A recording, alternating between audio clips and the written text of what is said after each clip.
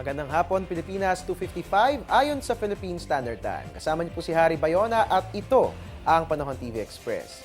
172 aftershocks na ang yumanig sa Bohol ngayong hapon. Yan ay ayon sa pinakahuling tala ng Philippine Institute of Volcanology and Seismology o PHIVOLCS. At kaugnay ng lindol na nararanasan sa Bohol at sa Cebu, kanselado pong ilang flights ng Cebu Pacific.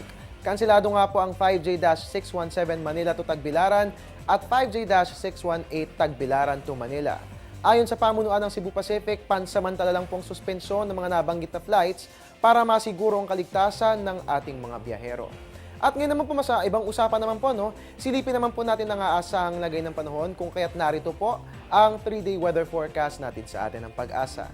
Diyan nga po sa Baguio, fair weather po ang ating mararanasan bukas. Magpapatuloy po magandang panahon hanggang sa araw yan ng Biyernes. Metro Manila weather, maulan po ang mararanasan nating panahon bukas mga kabayan. Kaya nga lamang, paghandaan po natin ng Huwebes at Biyernes dahil magiging mainit na po ulit, no? So makakaasa po tayo ng fair weather at dali na lang po natin ang ating mga payong bilang panangga sa sikat ng araw.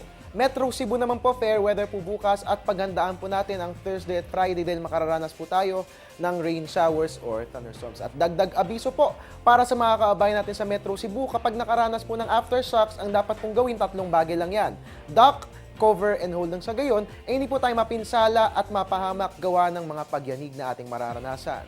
Metro Davao, fair weather po ang ating aasahang bukas at sa Huwebes, kaya nga lamang paghandaan ng Biyernes, magiging maulan. Dalhin po natin ang ating mga tsinelas para kung sakali mang bumaha, handa po tayong lumusong anumang oras. At bilang panguli ang Zamboanga, fair weather po o maganda-gandang panahon ang ating mararanasan bukas at sa Huwebes. Mga kabayan, kapag sinabi nga pong partly cloudy skies, generally speaking, maganda naman po yung weather na mararanasan. Kaya nga lamang, paghapon o gabi, usually nakararanas po tayo ng mga kalat-kalat na pag-ulan. So dalhin pa rin po natin ang ating mga payong. At true enough, magiging maulan nga po ang weather natin dyan sa Zamboanga pagsapit po yan ng Biyernes. At yan nga po nga asang lagay ng panahon for the next 3 days na siyang atid sa atin ng 3-day weather forecast ng Pag-asa. Magbabalik ang Panahon TV Express makalipas ang isang paalala. Teng, ang package. Ma'am, sabi ng Air 21 on the road na. Ano, Teng? Ang package. Ma'am, sabi ng Air 21 na receive na. Okay, very good. Basta padala, sagot ka ng Air 21. May real-time delivery updates via text para worry-free ka. Teng, ang package, napadala mo na? Yes, ma'am, sa Air 21. Sa Air 21, sagot ko, padala mo.